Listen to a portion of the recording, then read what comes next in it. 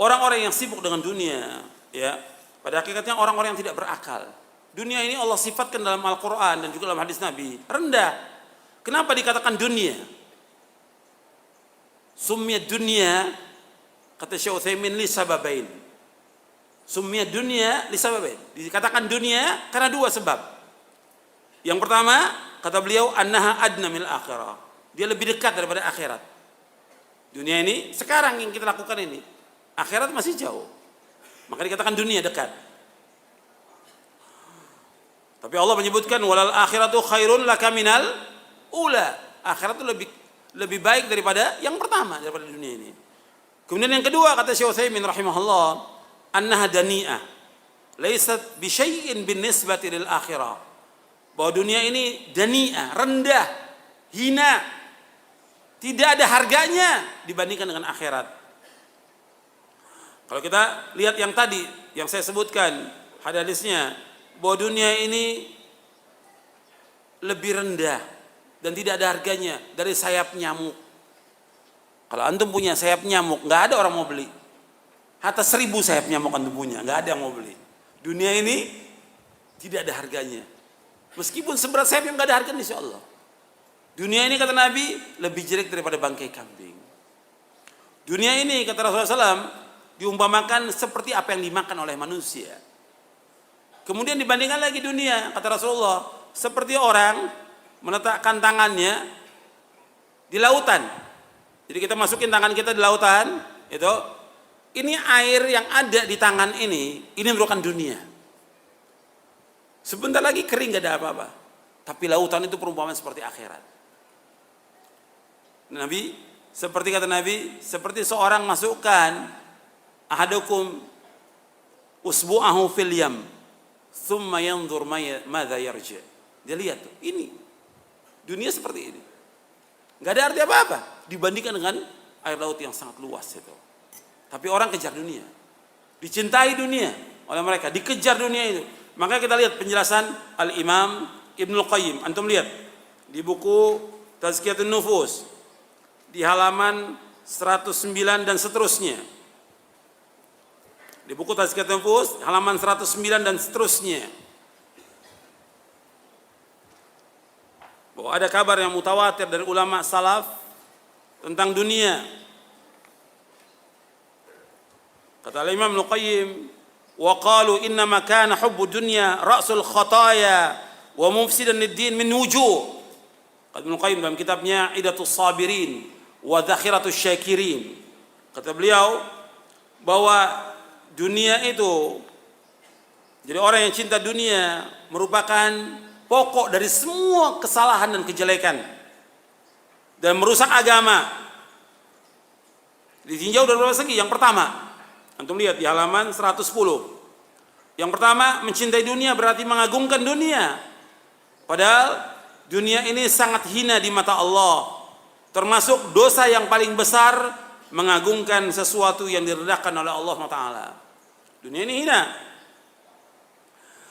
Bahwa hubbuha yaqtadi ta'zimaha wa hiya haqiratun 'inda Allah wa min akbari dzunub ta'zimu ma haqqarahu Allah.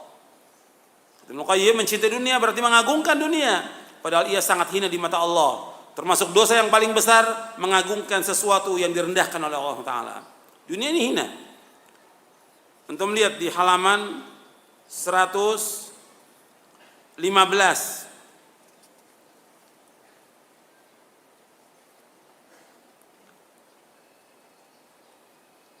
Ya, di halaman 114, 115 yang tadi sudah saya jelaskan. Jadi Nabi melewati pasar, kemudian Nabi melewati anak kambing jantan yang keduanya telinganya kecil dan sudah menjadi bangkai. Nabi pegang telinganya, siapa di antara kalian yang ingin membeli dengan 1 dirham? Kata para sahabat, kami nggak ada yang tertarik kepada seekor kambing ini. Apa yang kami bisa perbuat dengan bangkai kambing ini? Kemudian beliau bersabda SAW, apakah kalian suka kalau ini menjadi milik kalian? Kata mereka, nggak mau ya Rasulullah. Kalau seandainya hidup, telinganya cacat, apalagi sudah mati. Kata Rasulullah, dunia ahwan min hadza indallahi alaikum. Dunia ahwan, Sesungguhnya dunia ini lebih hina di sisi Allah daripada bangkai anak kambing bagi kalian. Hadis ini sahih riwayat Muslim. Kemudian juga Nabi bersabda, "Wallahi mad dunya fil akhirah illa mithlu ma yajalukum isbi'ahu fil yam falyanzur bima yarji'." Falyanzur, demi Allah, tidaklah dunia dibandingkan seperti salah seorang dari kalian meletakkan jari-jarinya di laut. Letakkan jarinya di laut, dilihat itu tangannya. Inilah dunia. Hadis ini sahih riwayat Muslim. Kemudian juga Nabi bersabda, "Lau kanatid dunya ta'dilu 'indallahi janaha ba'udatin masaqa kafiran minha syarbata ma'in." Kalau seandainya dunia berharga di sisi Allah meskipun hanya seberat sayap nyamuk, maka orang kafir enggak akan dikasih setetes air. Ya, dunia ini hina. Dunia ini hina. Makanya yang pertama, kita kembali kepada halaman 110. Mencintai dunia berarti mengagungkan dunia. Padahal ia sangat hina di mata Allah. Termasuk dosa yang paling besar, mengagungkan sesuatu yang direndahkan oleh Allah SWT. Yang kedua, dunia ini, mencintai dunia merupakan pokok semua kerusakan. Pokok dosa, pokok kesalahan dan merusak agama. Yang kedua, Allah mengutuk dunia ini. Seperti hadis yang tadi saya bacakan. Allah murka. Ala inna dunya mal'una. Mal'un ma fiha illa dzikrallah wa ma wala wa 'aliman wa muta'alliman. Allah mengutuk, memurkai, membenci dunia ini kecuali yang ditujukan kepada Allah Subhanahu wa ta'ala. Jadi dunia ini laknat, kata Nabi Muhammad SAW. Dilaknat apa yang ada padanya kecuali orang yang berzikir kepada Allah yang sesuai dengan sunnah, melaksanakan apa yang dicintai Allah. Yang ketiga, orang yang mengajarkan kebaikan. Yang keempat, orang yang belajar.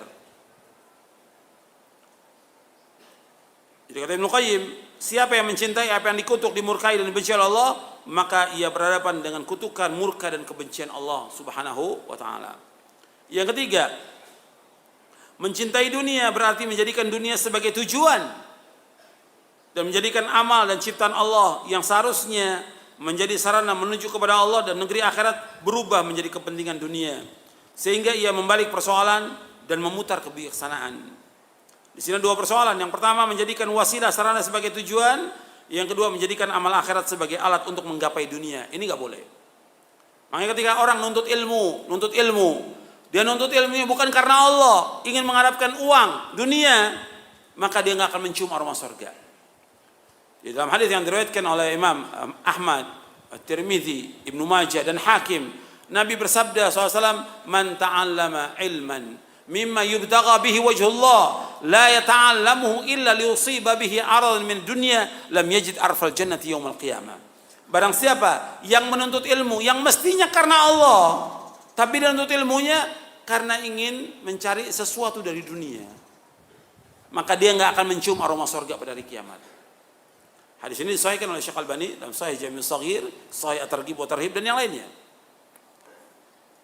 Jadi orang yang mestinya belajar karena Allah, tapi dia belajar bukan karena Allah, ingin mengharapkan sesuatu, ingin mendapatkan uang, ingin mendapatkan mukafaah, ya, ingin mendapatkan sesuatu dari dunia, dia akan mencium aroma surga. Makanya harus ikhlas karena Allah SWT. Beramal ini harus ikhlas, semua harus ikhlas karena Allah. Ikhlas itu pokok dan asas. Allah berfirman, "Fa'budillaha mukhlishan lahuddin." Beribadah kepada Allah dengan ikhlas semata karena agamanya. Asas. Kalau enggak ikhlas, ingin mencari dunia atau dia ria, rugi dia, rugi. Makanya yang harus dicari yaitu wajah Allah, bukan dunia. Dunia enggak ada arti apa-apa. Maka bodoh orang-orang yang mencari sesuatu karena dunia. Maka diingat bahwa kita menuntut ilmu, kita berdakwah dan yang lainnya semua karena Allah. Makanya para anbiya war rusul alaihi wassalatu wassalam mengatakan, "La as'alukum alaihi ajra." Aku tidak minta upah dari kalian. Semua nabi dan rasul dia mengharapkan semuanya di sisi Allah SWT. Semuanya karena Allah Subhanahu wa taala, bukan karena ingin mengharapkan dunia atau setiga. Semua dilakukan karena Allah Subhanahu wa taala. Itu asas. Makanya orang mengharapkan dunia, Allah sebutkan dalam Al-Quran. Antum lihat, ya, di surah Hud ayat 15-16. Di sini ada di halaman 111.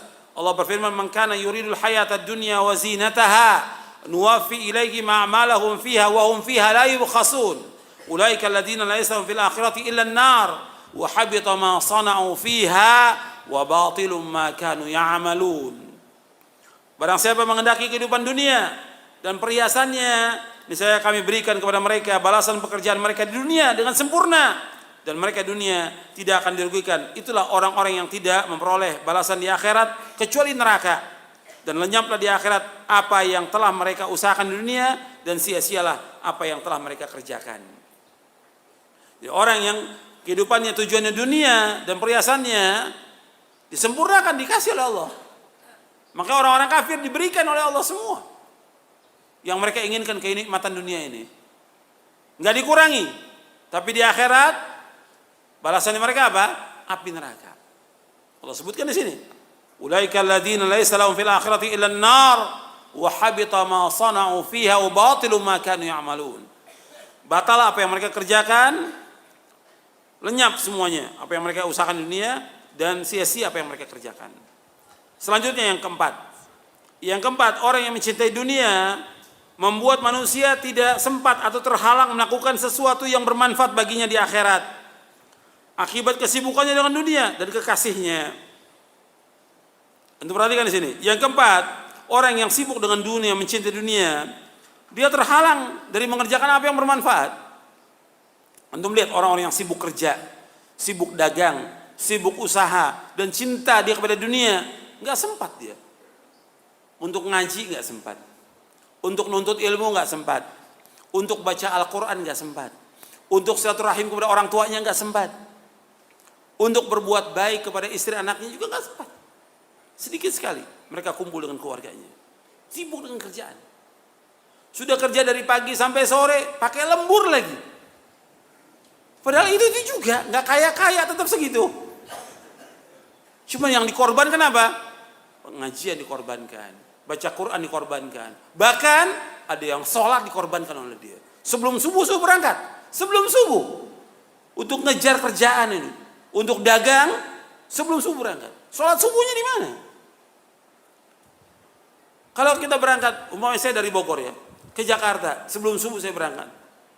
Itu di tol ada musola, ribuan mobil yang lewat, paling cuma berapa orang yang mampir sholat. Itu bisa kelihatan apa yang dikejar oleh mereka. Yang dikejar apa? Padahal nggak seberapa, dunia seisinya nggak ada harganya sama sekali. Seandainya orang mendapatkan gaji 1 miliar, bukan 5 juta, bukan 10 juta, 1 miliar, nggak ada artinya apa-apa. 1 miliar, nggak ada artinya apa-apa. Atas 100 miliar dia punya uang, nggak ada artinya apa-apa. Makanya kita jangan terpesona dengan orang-orang kaya. Kita ini kadang-kadang sibuk melihat orang kaya, Masya Allah luar biasa. Nggak ada artinya apa-apa. Makanya kita ini kalau sudah tahu tentang hakikat dunia, kita akan menghormati orang-orang yang berilmu. Kita menghormati orang-orang yang taat kepada Allah. Kita mencintai mereka, bukan menghormati orang-orang kaya. Orang kaya nggak ada arti apa-apa. Yang dilihat oleh Allah yang mulia itu bukan kekayaannya. Apa kata Allah? Inna akramakum indallahi atqakum. Sesungguhnya yang mulia di sisi Allah yang mana? Yang takwa apa yang banyak harta? Yang takwa. Bukan yang banyak harta, bukan yang punya kedudukan jabatan. Kedudukan jabatan sebentar. Ya, dia dikerumuni orang banyak di saat punya jabatannya, di saat dia punya harta. Kalau hartanya sudah nggak ada, jabatan nggak ada, apa orang mau dekat lagi sama dia? Nggak akan ada orang mau dekat. Tapi orang yang berilmu, meskipun dia miskin, tetap datangi oleh orang. Dan orang akan bertanya pada dia. Makanya pernah ada di zaman dahulu, ada seorang ibu punya anak, cacat anaknya ini. Selalu dijadikan bahan gurauan, dicela. Kemudian kata ibunya, wahai anakku, kamu belajar. Belajar ilmu syar'i, belajar kamu, belajar. Allah akan muliakan kamu. Karena dia ingat kepada ayat Al-Quran si ibu ini. Yarfa'illahu alladhina amanu minkum walladhina utul ilma darajat. Belajar, anak ini terus belajar. Sampai dia berilmu, nggak dicela lagi oleh orang, nggak dihinakan lagi. Semua orang datang, hatta orang-orang kaya datang pada dia untuk belajar. Ya, makanya ilmu tetap. Hormati orang yang berilmu, hormati. Karena Allah yang memerintahkan demikian dan juga Rasul memerintahkan demikian. Sallallahu alaihi wasallam. Nggak ada suruh menghormati orang kaya, nggak ada. Kalau menghormati orang yang lebih tua ada dalam hadis Nabi yang sahih. Tapi orang kaya nggak ada. Tapi kalau kita lihat, ya orang hormatnya luar biasa. Sama ustadznya salam nggak salam dia. La salam wala kalam. Mau orang kaya ketemu, masya Allah dipegang tangannya. Gimana Pak kabarnya? Baik. Apalagi kalau lihat mobil depan itu mobilnya bagus, masya Allah. Dikerubutin sama panitia.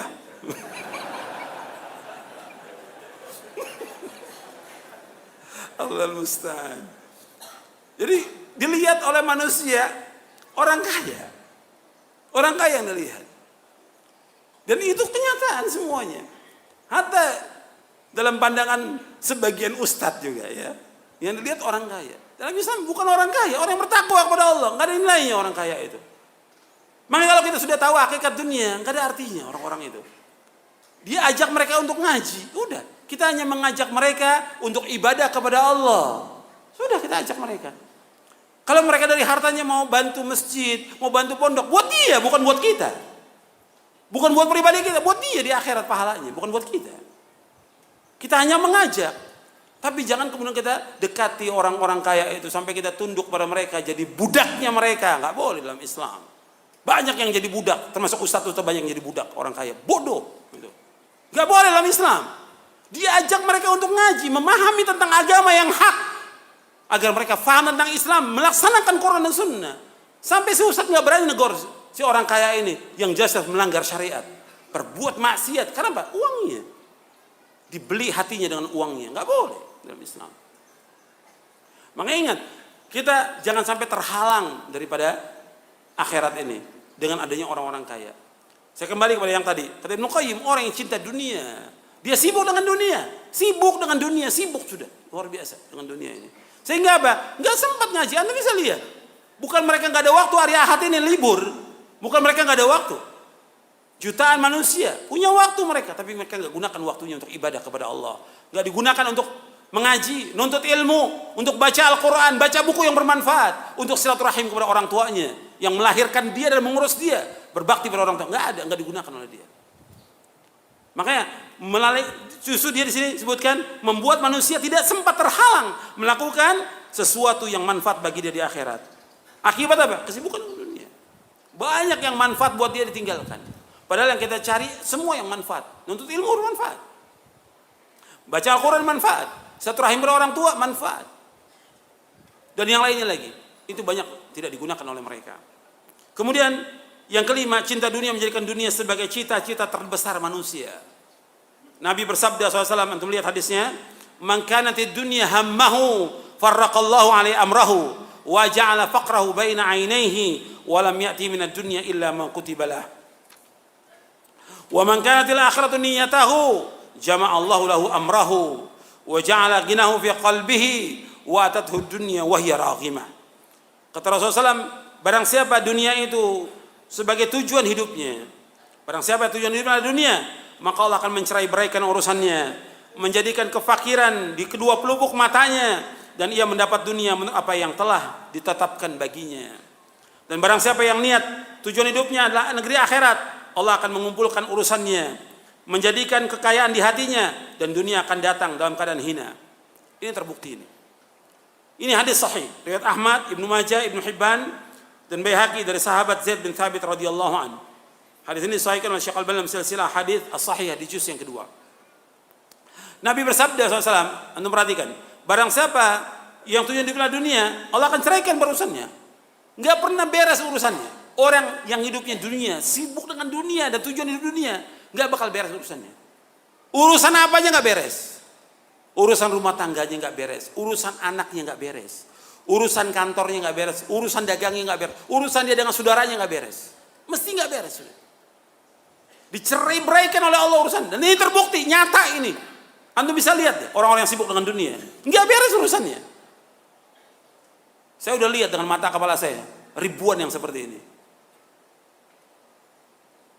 Dengan mata kepala lihat itu orang-orang yang sibuk dengan dunia, berantakan urusannya. Makanya Anda bisa lihat dalam kehidupan sehari, atau di perumahan, Anda bisa lihat kehidupan orang itu. Ribut tiap hari ribut. Dengan istrinya ribut, dengan anaknya ribut, dengan keluarganya ribut. Gak beres urusannya. Semua gak beres. Karena ini dunia. Sampai sholat ditinggalkan, ngaji ditinggalkan, baca Quran ditinggalkan. Nggak beres urusannya. Jadi farraqallahu alaihi amrahu wa ja'ala faqrahu baina ainaihi, dijadikan kefakiran depan kedua matanya.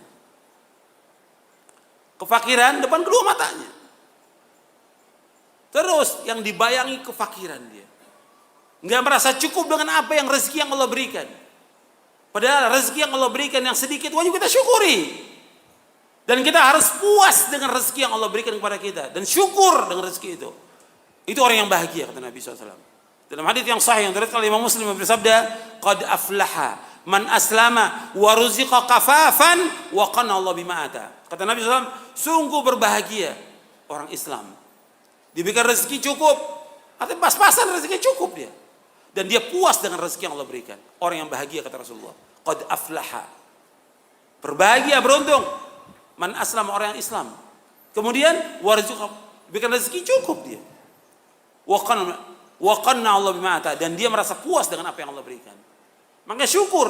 Kita diberikan rezeki yang sedikit ini, syukur pada Allah. Kita masih bisa ngaji, masih bisa nuntut ilmu, masih bisa sholat berjamaah 5 waktu, masih bisa baca Al-Quran, masih bisa baca buku yang bermanfaat, masih bisa bangun di tengah malam, masih bisa silaturahmi. Ini nikmat dari Allah, nggak bisa dibayar dengan apapun juga nikmat ini. Syukur kita kepada Allah SWT. Jangan disibukkan lagi dengan dunia. Ditawarkan pekerjaan, kita udah punya warung, cukup sudah, cukup buat istri, buat anak, buat orang tua. Kadang nafsu, punya lagi yang lain. Pengen lagi yang lain. Seolah dianggap saya ini fakir, saya masih belum cukup. Akhirnya terus nggak bakal habis. Disibukkan dengan dunia. Apa kata Nabi? Walam ya'ti minad dunya illa ma kutiba lah. Nggak akan datang kepada dunia kepada dia kecuali apa yang Allah sudah tetapkan. Meskipun dia kerja dari pagi sampai sore sampai lembur, tetap aja rezekinya segitu juga. Utang juga tetap utang. La haula wala quwwata illa billah. Tetap segitu juga rezekinya. Makanya dia harus berpikir, dia hidup ini untuk apa? Untuk ibadah kepada Allah. Lakukan ibadah. Maka itu perhatikan, ketika orang melakukan ibadah diberikan rezeki oleh Allah. Tapi tetap usaha yang Allah perintahkan tetap jalan. Famshu fi manaqibi wa qulu min rizqi. Tetap jalan. Jalan di bumi Allah ini dan makan rezeki Allah. Cari nafkah. Tapi tetap tujuan hidup kita adalah apa? Akhirat. Tujuan hidup kita ibadah kepada Allah, akhirat. Makanya Nabi menyebutkan di sini, wa man kana til akhirat niyatahu. Barang siapa yang akhirat niatnya, jama'allahu lahu amrahu, dikumpulkan urusannya oleh Allah. Dimudahkan semuanya. Urusan dia ibadah dimudahkan oleh Allah. Urusan dia dengan istrinya dimudahkan oleh Allah. Urusan dia dengan anaknya dimudahkan oleh Allah. Urusan dagangnya usaha dimudahkan oleh Allah. Dimudahkan. Jama'allahu lahu amrahu. Allah mengumpulkan urusannya, wa ja'ala ghinahu fi qalbi, Allah jadikan kecukupan di hatinya. Cukup dia. Dengan rezeki yang ada itu cukup. Wa atathu dunya wa hiya raghimah, dan dunia akan datang pada dalam keadaan hina. Dan terbukti pada ulama salaf. Ditawarkan jabatan enggak mau dia. Ditawarkan hadiah dari raja enggak mau dia. Cukup dengan ngajar dakwah, cukup. Orang itu rezeki itu datang kepada dia dari berbagai segi. Seperti yang Allah sebut dalam Al-Quran, wa may yattaqillaha yaj'al lahu makhraja wa yarzuqhu min haitsu la yahtasib. Barang siapa yang takwa kepada Allah, dibukakan jalan keluar oleh Allah. Makhraj semua diberikan jalan keluar oleh Allah. Kemudian Allah berikan rezeki dari arah yang tidak duga-duga. Anda bisa buktikan. Para ulama sudah membuktikan, ulama salaf itu. Datang aja rezeki dari mana saja datang rezeki. Subhanallah. Dia ditawarkan jabatan enggak mau dia. Kedudukan nggak mau, dia maunya yang ngajar dakwah, tapi rezeki Allah berikan dari berbagai penjuru, luar biasa, terbukti. Wa atathu dunya wa hiya raghimah. Bahkan orang kaya menghinakan diri, mau memberikan hadiah kepada dia, menghinakan diri, karena takut dia terima apa enggak ya, nanti dia nggak terima, sampai seperti itu. Dunia datang kepada dia dalam keadaan hina. Mulia dia, izzah. Kenapa? Dia nggak mengharapkan sesuatu dari manusia. Itu yang antum ingat, bahwa kita nggak boleh mengharap sesuatu dari manusia, tidak boleh. Kita jadi orang yang paling kaya di muka bumi, kata Rasulullah. Wai'as bima fi aidin nas takun ghaniyya. Hendaklah kamu putus asa dengan apa yang dilakukan manusia, kamu jadi orang yang paling kaya. Bahkan dalam satu hadis yang lain Nabi bersabda, yang diriwayatkan oleh Imam Tabrani dan yang lainnya, Nabi bersabda, "Ya Muhammad." Ini awalnya yaitu perkataan malaikat Jibril kepada Nabi Muhammad. Kemudian Nabi sampaikan kepada para sahabat. Kata malaikat Jibril, "Ya Muhammad, ish ma syi'ta, fa innaka mayyit. Wahbib man syi'ta, fa innaka mufariquh. Wa'mal ma syi'ta, fa innaka majziyun an. Wa'lam anna syarafal mu'min qiyamuhu bil lail wal istighna'uhu 'anil nas. Wa 'izzahu istighna'u 'anil nas." Kata Nabi SAW, awalnya malaikat Jibril menyampaikan, kemudian Nabi sampaikan kepada sahabat, "Hiduplah kamu sesukanya. Hidup sesuka kamu. Kamu pasti akan mati. Cintai orang yang kamu suka, kamu akan berpisah dengan dia. Beramallah sesuka kamu, kamu akan diberikan ganjaran Allah dengan amal kamu itu, baik atau buruk. Dan yang keempat, ketahuilah," kata Nabi SAW, "syaraful mu'min, mulianya seorang mukmin, qiyamuhu bil lail, dia bangun di tengah malam, itu mulia dia. Wa izzahu, dan kemuliaan dia, istighna'u 'anil nas. Dia merasa cukup. Dia tidak mengharapkan sesuatu dari manusia. Tidak mau mengharapkan sesuatu dari manusia. Dia orang yang mulia, aziz. Dia aziz, mulia. Kenapa? Enggak mengharapkan sesuatu dari manusia. Itu mulia. Ini hadis Nabi, sahih hadis ini. Jadi antum perhatikan itu, bahwa kita enggak boleh mengharapkan sesuatu dari manusia. Kita jadi orang yang paling kaya di muka bumi ini. Jangan mengharapkan sesuatu dari manusia. Yang antum ingat dan antum catat, orang yang mengharapkan sesuatu dari manusia pasti akan kecewa. Tapi orang yang mengharapkan kepada Allah tidak akan kecewa selama-lamanya. Orang yang mengharapkan kepada Allah nggak akan kecewa, tapi mengharapkan pada manusia pasti akan kecewa dia. Apalagi kalau dijanjikan, ya. Cuma kadang-kadang ustadz karena jujur ya, percaya aja kalau dijanjikan orang kaya. Ditagih lagi. Orang kaya omongan banyak yang bohong. Percaya. Kalau janji, kayaknya telinga ini udah dengar ratusan udah orang janji. Enggak usah dilayani. Nanti ustadz ya, kalau saya dapat rezeki saya mau kasih buat ustadz. Nanti saya mau bantu buat ustadz. Itu jangan dengerin. Jangan, dulu kan antum pernah aja, jangan, gak ada manfaatin sama sekali. Ashabud dunia jangan, gak ada manfaat sama sekali. Udah biarkan aja. Itu mungkin ya ingin menghibur kita aja, gitu. Pada akhirnya menyakiti kita. Tapi kita jangan mengharap. Makanya kalau kita sudah yakin dengan akhirat, yakin dengan apa yang Allah bantu, rezeki yang Allah, enak hidup ini, tenang. Nggak mengharapkan sesuatu manusia. Kita jadi orang yang paling kaya di muka bumi ini. Cuma orang melihat kita seperti orang kaya. Padahal kita nggak punya apa-apa. Seperti yang dilakukan oleh para sahabat radhiyallahu anhum. Dianggap oleh orang-orang bodoh apa? Allah sebutkan dalam surah Al-Baqarah. Orang-orang fakir Allah sebutkan dalam Al-Quran. Disangka oleh apa? Yahsabumul jahilu aghniya'a, yahsabul jahilu aghniya'a minat ta'affuf. Antum lihat dalam surah Al-Baqarah ayat 273. Yahsabul jahilu aghniya'a minat ta'affuf. Allah sebutkan tentang orang-orang fuqara dari muhajirin. Dia nggak minta-minta pada manusia. Orang kaya menganggap karena dia nggak minta, ya orang kaya dia. Maka begitu sikap kita sebagai seorang yang beriman. Nggak mau mengharap manusia. Sehingga orang kira kita orang kaya karena nggak pernah minta. Buat apa kita minta sama orang kaya? Nggak ada manfaatnya. Buat pribadi kita nggak boleh kita minta. Hak hukumnya haram. Minta buat pribadi kita hukumnya haram dalam Islam. Nggak boleh, haram hukumnya. Dan saya sebutkan dalam buku hukum minta-minta dan mengemis dalam Islam. Nggak boleh. Hukumnya haram. Tapi kalau dia memberikan, kita boleh terima. Tapi minta tidak boleh dalam Islam. Sudah ketemu ayatnya. Ya, orang-orang fuqara Allah sebutkan, mereka itu dianggap oleh orang bodoh apa? Kaya. Makanya dulu orang-orang kaya itu melihat para ulama, bingung dia. Ya, padahal ulama ini punya maisha, cuma sekedarnya. Cuma dia tenang hidupnya. Si orang kaya sampai nangis, bingung dia lihat para ulama. Kok tenang dia hidupnya? Punya anak banyak juga tenang. Sedangkan dia punya anak 2, sibuknya luar biasa. Ini ashabud dunia. Makanya kalau kita sudah beriman kepada Allah, meyakini, Allah mudahkan semuanya. Sudah, antum lihat ya, sudah ketemu di ayat 273.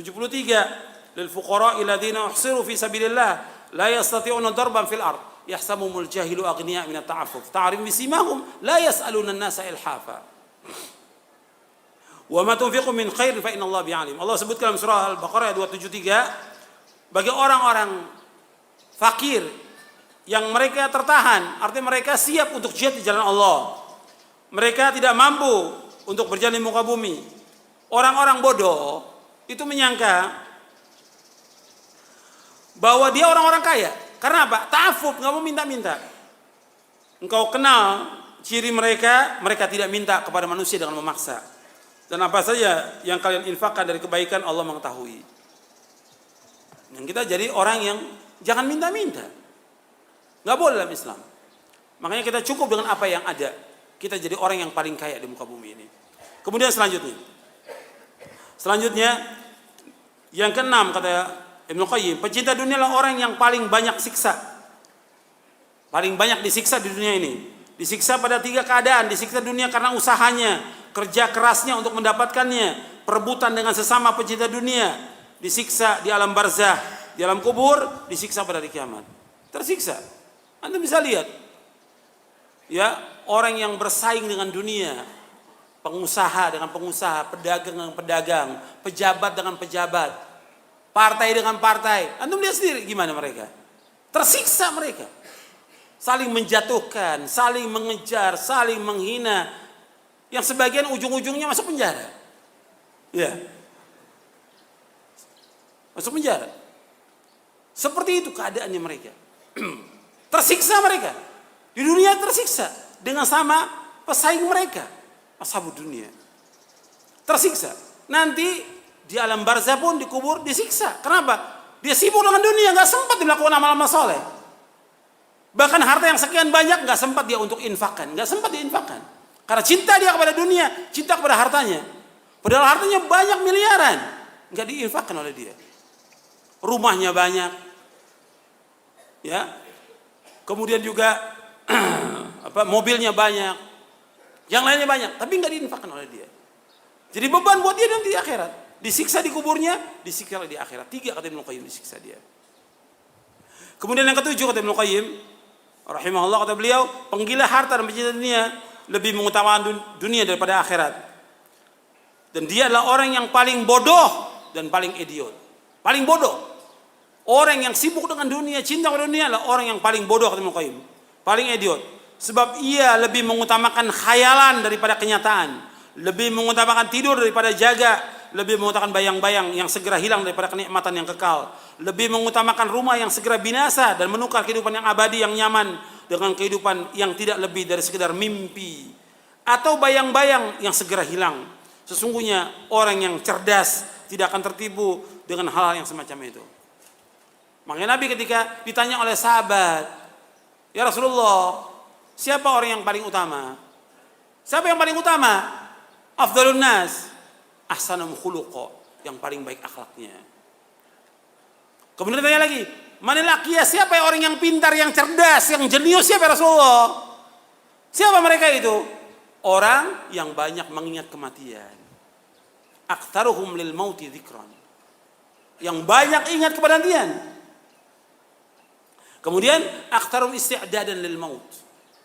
Dan dia orang yang paling banyak mempersiapkan bekal untuk akhirat. Ini orang yang pintar. Ini yang memberikan penjelasan siapa di sini? Rasulullah sallallahu alaihi wasallam. Dan hadis ini dihasankan oleh Syekh Albani dalam silsilah hadits sahihah. Hasan. Beliau hasankan, hasan li ghairihi. Artinya orang yang paling utama, orang yang paling baik akhlaknya. Orang yang paling pintar kata Nabi, orang yang jenius yaitu orang yang banyak ingat mati. Orang yang banyak mempersiapkan bekal untuk akhirat, dia orang yang pintar. Bukan orang yang sibuk mengumpulkan harta. Bukan. Bikin banyak ruko, bukan. Sudah punya sekolah, bangun sekolah lagi, bukan itu. Bukan orang yang pintar itu. Orang yang pintar, orang yang ingat mati. Apalagi sudah umurnya di atas 50, 60, mesti ingat mati. Ini masih ngitung duit aja Allah. Zikirnya bukan zikir subhanallah alhamdulillah, fulus zikirnya. Enggak ingat mati dia. Makanya juga Kadang-kadang bodoh kalau anak-anak itu menyuruh orang tuanya suruh nunggu dagangannya. Nggak benar itu anaknya. Nggak benar. Dia disuruh untuk apa? Untuk banyak berzikir, sholat, bangun di tengah malam, puasa, baca buku, baca Quran, manfaat. Bukan disuruh nunggu toko. Bukan. Nggak benar. Dia mesti banyak ingat mati. Zikirnya, zikir betul. Bukan ngitung fulus. Bukan. Jadi ini untuk perhatikan orang-orang yang bodoh. Ibnu Qayyim orang bodoh. Dan Nabi menyebutkan orang yang pintar, kata Nabi apa? Orang yang pintar apa? Orang yang ingat, selalu ingat kepada kematian dan selalu mempersiapkan bekal untuk akhirat. Itu orang yang pintar. Kemudian Al-Imam Ibnu Qayyim mengatakan lagi, rahimahullah, kata beliau, muhibbud dunya la yanfaqu min thalathin, hammun lazim wa ta'abun daim wa hasratun la tanqadhi.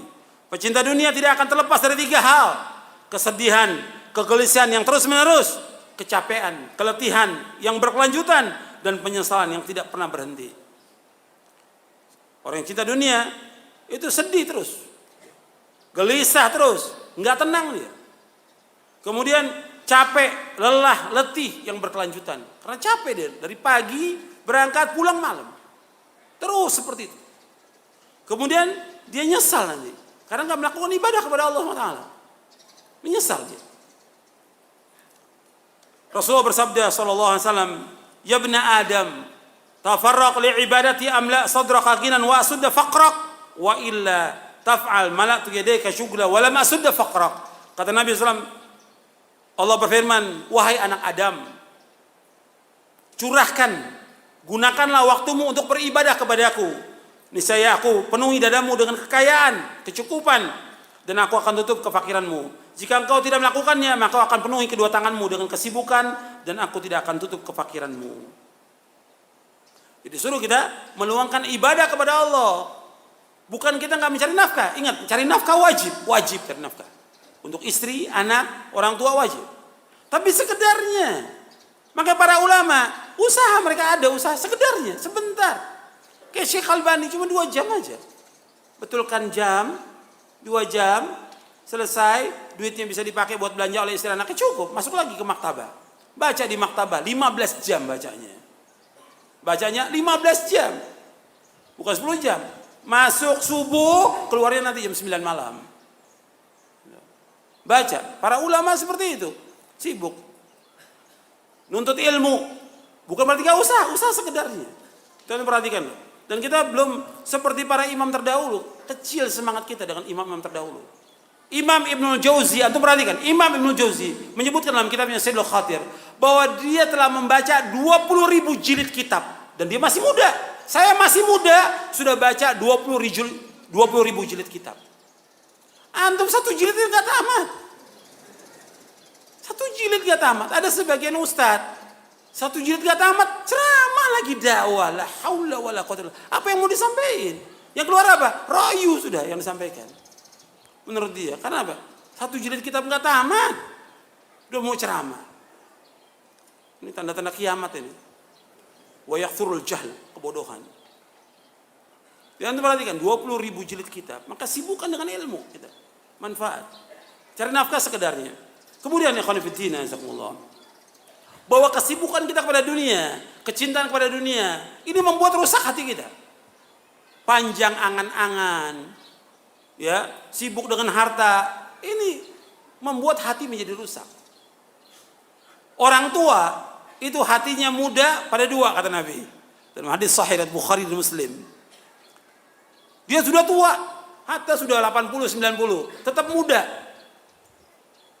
Muda tentang apa? Yang pertama, dia cinta kepada harta. Yang kedua, panjang angan-angan. Meskipun udah tua, sudah nggak bisa jalan. Oh, saya pengen punya ini, saya pengen punya ini, terus saja. Karena dia orang kaya, saya pengen beli mobil ini, sudah nggak bisa jalan, tetap gitu. Cinta harta dan panjang angan-angan kata Rasulullah. Hadis ini sahih riwayat Bukhari dan Muslim. Gitu. Ada lagi yang lain disebutkan al-hirs, ketamakan kepada harta. Yang kedua ingin panjang umur. Itu riwayat juga sahih tentang itu. Makanya ini merusak hati semuanya. Makanya kita berusaha bagaimana membersihkan hati kita. Tidak tamak kepada dunia. Tidak cinta kepada dunia. Kita harus menjadi hati kita yang sehat. Ibnu Qayyim menyebutkan hati ada yang sehat, ada yang sakit, ada yang mati. Di antara yang membuat hati ini menjadi sakit, cinta kita kepada dunia. Cinta kita kepada harta. Antum lihat, ya. Di antara tanda hati yang sehat saya akan sebutkan di sini. Antum lihat di halaman 80 bahwa orang yang hatinya sehat itu lebih mengutamakan akhirat daripada dunia. Itu hati yang sehat. Sehat dia. Sebagaimana Allah berfirman, celaan kepada orang-orang yang lebih mengutamakan kehidupan dunia. Bal tu'thirunal hayatad dunya wal akhiratu khairu. Bahkan kalian lebih mengutamakan kehidupan dunia. Padahal akhirat lebih baik dan lebih kekal. Makanya orang yang hatinya sehat, dia lebih mengutamakan kehidupan akhirat daripada dunia. Maka Nabi SAW bersabda dalam hadis yang sahih yang diriwayatkan Imam Bukhari, Tirmidzi, Ahmad, Ibnu Majah dan yang lainnya. Nabi bersabda, "Kun fid dunya ka'annaka gharibun aw 'abiru sabilin, wa'ud nafsaka min ahlil kubur." Kata Nabi SAW, jadilah kamu dunia seperti orang asing atau orang yang dalam perjalanan, dan hitunglah dirimu termasuk orang yang pasti menjadi penghuni kubur. Hadis ini sahih, lihat Bukhari, Ahmad, Tirmidzi, Ibnu Majah dan yang lain. Antum lihat sini, kata Nabi kita harus menjadi orang asing atau orang dalam perjalanan. Saya mau tanya kepada antum, tolong jangan tidur. Ya. Saya mau tanya kepada antum, orang yang dalam perjalanan atau orang asing, apa semua yang di rumahnya dibawa? Dibawa nggak semuanya? Nggak mungkin dia bawa tempat tidur, bawa kulkas, mungkin nggak? Nggak mungkin orang perjalanan. Dia sekedarnya aja kan. Orang yang dalam perjalanan atau dia orang asing, sekedarnya dia hidup. Kita ini orang asing di muka bumi ini, sedang perjalanan menuju mana kita? Menuju akhirat kita. Menuju akhirat. Makanya kita sekedarnya dunia ini, karena kita cuma singgah.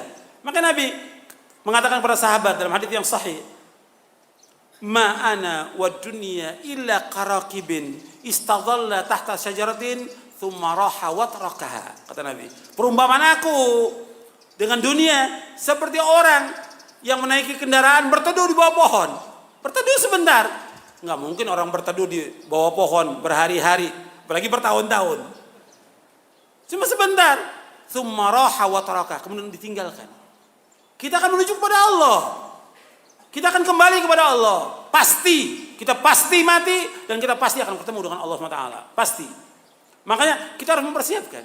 Nabi suruh jadilah dunia seperti orang asing atau orang perjalanan dan anggap dirimu termasuk penghuni kubur. Kita jadi pasti penghuni kubur. Pasti mati kita. Makanya kita sekedarnya hidup ini. Nabi sekedarnya, kita tawarkan dunia, Nabi nggak mau. Padahal dia pemimpin dunia, Rasulullah pemimpin dunia.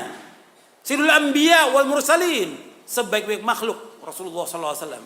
Asyraful Anbiya wal Mursalin, ditawarkan oleh Umar berbagai kenikmatan, nggak mau Nabi. Cukup dengan apa yang ada. Pemimpin dunia Rasulullah SAW dan pemimpin akhirat SAW. Nggak mau ditawarkan berbagai macam. Cukup dengan apa yang ada. Kita mau lihat orang sukses Rasulullah dan para sahabatnya. Makanya kita dunia seperti orang asing dan orang dalam perjalanan. Kemudian kata Rasulullah SAW, hendaknya kita menjadi penghuni kubur. Ini tambahan wa'ud dan nafsaka minal kubur, tidak ada di Sahih Bukhari, tidak ada di Sahih Bukhari. Ada dalam riwayat Ahmad, Tirmidzi dan yang lain. Di Bukhari nggak ada. Tambahannya wa'ud dan nafsaka minal kubur. Kemudian kata Ibnu Umar yang diberikan nasihat oleh Rasulullah, kata Ibnu Umar apa? Ibnu Umar seorang pemuda, umurnya belum lebih dari 20 tahun, tapi Nabi sudah nasihat yang luar biasa kepada Ibnu Umar. Kata Ibnu Umar, idza amsayta fala tantadhir sabah, wa idza asbahta fala tantadhir al-masa, wa khudh min sihhatika li maradik wa min hayatika li mautik." Kata Ibnu Umar radhiyallahu anhuma, apabila engkau berada pada waktu sore, jangan tunggu waktu pagi. Kalau berada pada waktu pagi, jangan tunggu waktu sore. Gunakan hidupmu sebelum matimu, gunakan sehatmu sebelum sakitmu, gunakan hidup sebelum mati. Makanya kita sekarang gunakan waktu kita untuk hal-hal yang bermanfaat, untuk ketaatan kepada Allah. Jangan disia-siakan waktu kita. Waktu kita berharga dan Allah akan tanya pada hari kiamat tentang umur kita. Wa an umrihi fima afna, tentang umurnya dihabiskan untuk apa. Dan Nabi SAW mengingatkan kepada kita bahwa kehidupan yang sebenarnya, kehidupan akhirat. Antum lihat di halaman 82 kata Nabi SAW, Allahumma la aisha illa aishul akhirah faslil ansarul muhajirah. Ya Allah, tidak ada kehidupan kecuali kehidupan akhirat. Maka perbaikilah orang-orang ansar dan orang muhajirin. Nabi juga menyebutkan Allahumma la aisha illa aishul akhirah faghfir lil ansar wal muhajirah. Ya Allah, tidak ada kehidupan yang kekal kecuali kehidupan akhirat, maka ampunilah kaum ansar dan kaum muhajirin. Hadis ini sahih riwayat Bukhari. Jangan perhatikan, enggak ada kehidupan melainkan kehidupan akhirat. Kehidupan yang hakiki, kehidupan yang kekal, kehidupan yang abadi, kehidupan yang sebenarnya, kehidupan yang bahagia di akhirat. Adapun dunia ini kehidupan yang fana. Kehidupan yang hina, kehidupan bayang-bayang, kehidupan fata morgana, lebih rendah dari sayap nyamuk, lebih rendah daripada bangkai kambing, lebih rendah daripada kotoran manusia. Kenapa orang berebut? Jangan berebut. Makanya ada seorang ulama mengatakan ad-dunya jifa wa tullabuha kilab. Dunia ini bangkai dan orang yang ngejar dunia adalah anjing-anjing yang mengejar dunia.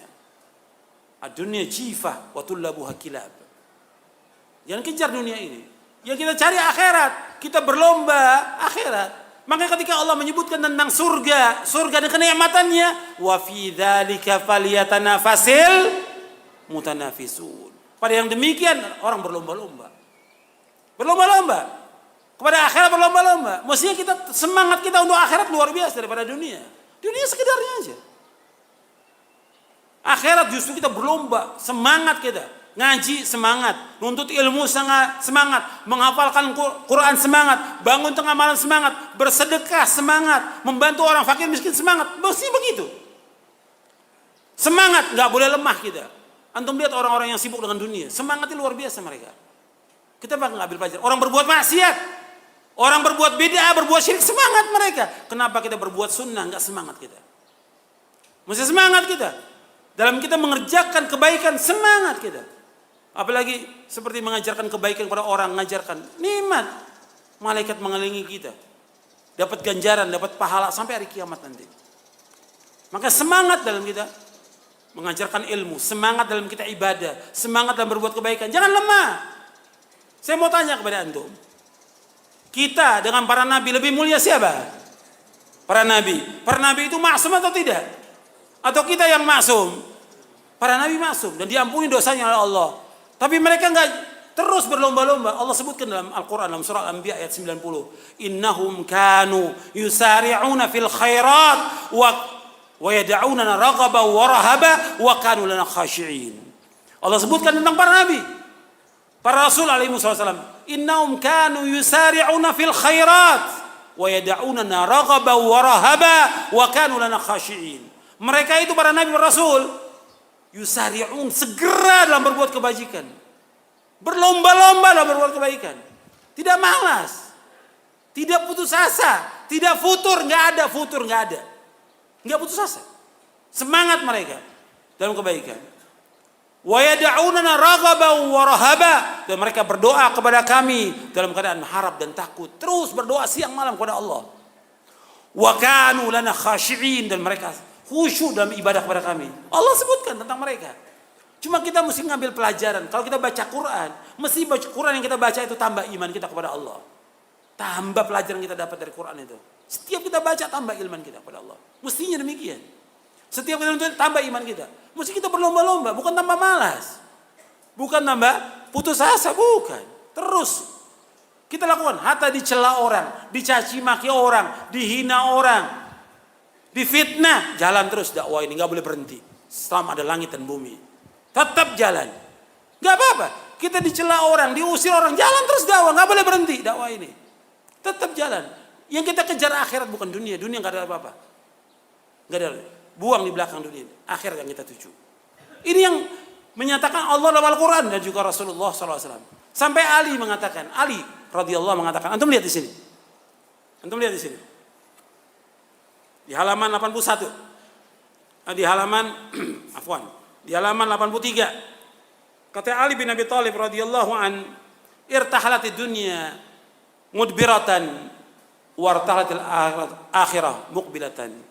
Wa likulli wahidatin minhuma banun fakunu min abna'il akhirah wa la takunu min abna'id dunya fa innal yawma 'amalun wa la hisab wa ghadan hisabun wa la 'amal. Kata Ali bin Abi Thalib radhiyallahu an, dunia ini pergi meninggalkan kita. Sedangkan akhirat pasti akan datang. Masing-masing dari dunia akhirat memiliki anak-anak. Karena itu hendaklah kalian menjadi anak-anak akhirat. Wa kunu min abna'il akhirah wa la takunu min abna'il. Jadilah anak-anak akhirat. Jangan jadi anak dunia.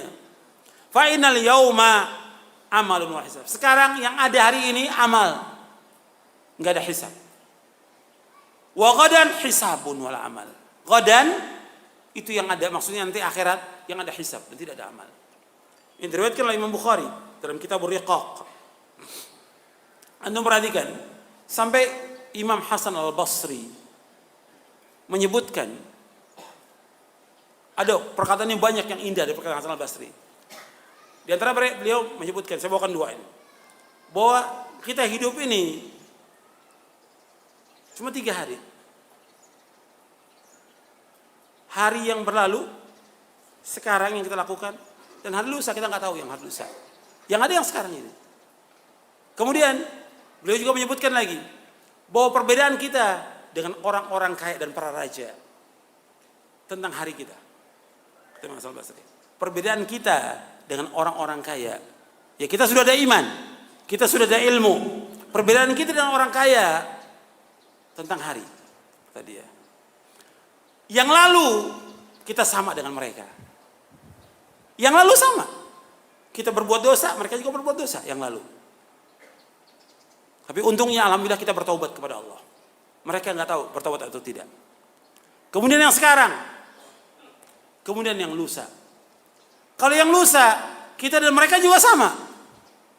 Yang akan datang, kita dengan mereka sama. Nggak tahu kita. Apakah kita mati hari ini atau besok sama dengan mereka juga, orang kaya dan para raja. Cuma ada satu yang kita berbeda dengan mereka hari ini. Hari kita yang milik kita hari ini. Maka kita harus berlomba melakukan amal soleh hari ini. Besok kita nggak tahu kita masih hidup atau tidak. Yang berlalu sudah berlalu, nggak perlu kita sebut lagi yang berlalu. Kita taubat kepada Allah semua dosa. Cuma hari ini kita berbeda dengan orang kaya dan para raja hari ini. Maka kita mengejar mereka dengan hari ini, melakukan amal-amal soleh. Besok begitu juga kita melakukan, kita mengejar hari ini untuk melakukan amal-amal soleh. Kita berbeda dengan mereka ya hari ini. Makanya itu untuk perhatikan hari ini yang milik kita hari ini yang Allah kasih, bukan besok, bukan yang kemarin. Yang kemarin sudah nggak akan kembali lagi. Yang besok kita nggak tahu kita masih hidup atau tidak. Yang ada hari ini kita terus melakukan amal-amal soleh. Jangan tunda. Saya mau sedekah besok. Apa yakin dia masih hidup besok? Saya melakukan amal soleh besok. Saya mau menuntut ilmu nanti deh pekan depan. Apa yakin dia masih hidup pekan depan? Sekarang yang ada hari ini kita berlomba beramal yang sekarang ini hari ini yang kita lakukan. Ini perkataan mutiara dari Hasan Al-Basri rahimahullah rahmatan wasi'ah. Kemudian anda perhatikan lagi di sini. Ini perkataan Ali bin Abi Thalib radhiyallahu anhu. Kemudian ikhwan fillah, kalau kita tahu bahwa dunia ini merusak hati kita, juga merusak amal kita, merusak akal kita, merusak agama. Anda perhatikan dunia ini, kalau kita bandingkan dunia ini, ya kita dengan serigala, itu masih lebih jahat kita dengan serigala. Yang bersabda siapa? Rasulullah SAW. Kata Rasulullah SAW, "Ma dhi'bani ja'i'ani ursila fi ghanamin bi afsada laha min hirsil mar'i 'alal mali wad dini 'alal mali wa syaraf li dinihi." Dalam hadis yang sahih yang diriwayatkan oleh Imam Tirmidzi dan yang lainnya, kata Nabi SAW, 2 ekor serigala yang dilepas di sekumpulan kambing tidaklah lebih merusak daripada ketamakan manusia ketamakan manusia terhadap harta dan kehormatan yang merusak agama mereka, kata Rasulullah. Kata Nabi, 2 ekor serigala yang dilepas di kesemuran kambing tidaklah lebih merusak daripada ketamakan seseorang terhadap harta dan kedudukan yang merusak agama mereka. Hadis ini sahih dari Imam Tirmidzi dan yang lainnya. Jadi untuk perhatikan bahwa serigala dilepas di kesemuran kambing, dia akan makan. Cuma kan dia makan, nggak semua kambing itu dimakan. Setelah makan, dia kenyang, sudah selesai. Selesai ditinggalkan. Tapi kalau dunia, manusia, luar biasa tamaknya. Kalau belum dapat harta itu terus dikejar. Kalau perlu orangnya dibunuh. Sudah dibunuh, dicincang orangnya oleh dia. Betul nggak? Terjadi nggak seperti itu? Terjadi, tamaknya manusia. Semua disingkirkan oleh dia. Kedudukan dia akan capai kedudukan. Bagaimana lawan-lawan orang yang ingin menduduki jabatan dia disingkirkan. Dipenjara, kalau perlu dibunuh orang itu. Tamak manusia kepada harta. Sampai uang yang sedikit dia bisa bunuh orang. Jadi kata Nabi, 2 serigala dengan orang lebih tamak manusia terhadap harta dan kedudukan daripada serigala kepada kambing. Ini sabda Rasulullah dan sahih riwayatnya. Rasulullah menyebutkan dalam hadis yang sahih, "Ma dhi'bani ja'i'ani ursila fi ghanamin bi afsada laha min hirsil mar'i 'alal mali wa syarab li dinihi." Hadis ini sahih. Nabi menyebutkan ini oleh Imam Tirmidzi, Ahmad, Ibnu Hibban dan yang lainnya.